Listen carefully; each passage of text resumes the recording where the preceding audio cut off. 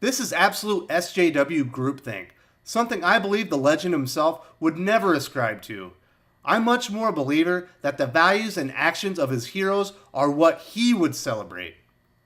Welcome back to Thinking Critical. This is Wes, and today you're going to learn the extent Marvel is going to abuse the legacy of the legendary Stan Lee. As a huge comic fan and reader, Stan Lee has a special place in my heart, and I refuse to stand by and let Marvel executives like Kevin Feige place words in Stan's mouth and alter his legacy to fit their personal, ideological agenda. First, I would like to invite you to subscribe to the channel. Thinking Critical is your go-to channel for quality reviews, open discussion, and in-depth analysis on YouTube.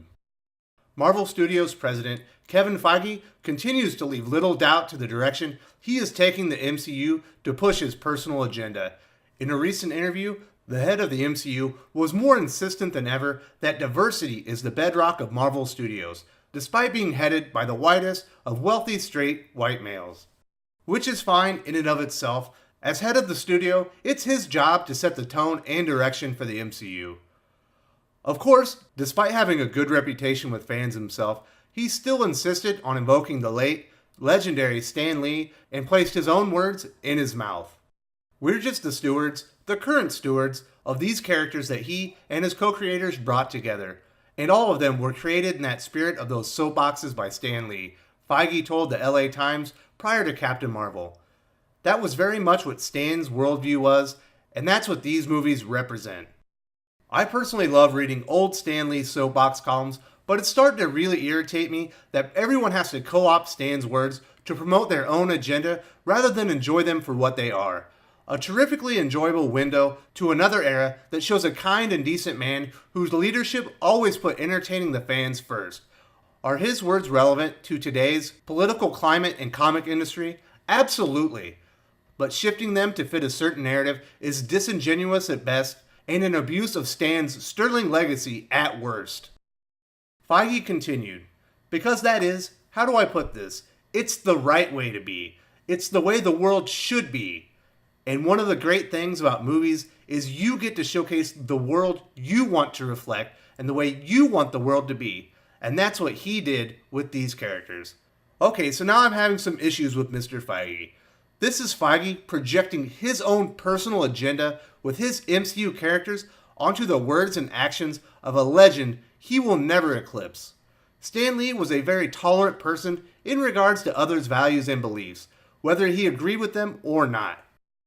While I imagine Stan Lee used his platform to help influence America, his legacy among comics and pop culture is undeniable. I'm highly skeptical he would champion the values of the world he created as the right way to be. This is absolute SJW groupthink, something I believe the legend himself would never ascribe to. I'm much more a believer that the values and actions of his heroes are what he would celebrate. Feige's use of the term the right way to be is indicative of the new direction of the MCU, which no longer prioritizes strong stories and characters, but instead Feige's personal worldview. This was very evident during the promotion of Captain Marvel by star Brie Larson. The Academy Award-winning actress was very clear she only took the role so she could promote her form of activism. She later claimed the film was her love letter to women of color, despite an earlier version of the character being a black woman. YouTube critic Eric July even went as far as stating the characterization of Monica Rambeau in the film was racist. Not surprising to lifelong fans of Stan Lee, many of his soapbox columns stated emphatically Marvel's main purpose was to entertain customers, not push his personal agenda. He wrote, "That purpose is, plain and simple, to entertain you. We think we found the best formula of all. We merely create the type of fanciful yarns that we ourselves enjoy, and if we like them, you ought to like them too. After all, you're our kind of people." He continued, "Now then, in the process of providing offbeat entertainment, if we can also do our bit to advance the cause of intellectualism, humanitarianism, and mutual understanding, and to toss a little swing and satire at you in the process, that won't break our collective heart one tiny bit." Stan Lee has an undeniable legacy of pushing against societal norms and promoting diversity before it was ever the go-to buzzword that it is with today's regressive left.